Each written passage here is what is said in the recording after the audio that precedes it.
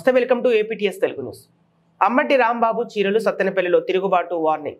Booth కి YSCP నేత కల్లు విజయభాస్కర్ రెడ్డి దగ్గర 2000 చీరలు పంచడానికి దాచాడు అంబటి. అది చెప్పిన ముస్లిం యువకుడికి కల్లం రెడ్డి బెదిరించాడు. అంతే, లోకల్ ముస్లింలు మూకుమ్మడిగా తిరుగుబాటు చేసి వైసీపీ విజయభాస్కర్ రెడ్డిని కాపాడారు.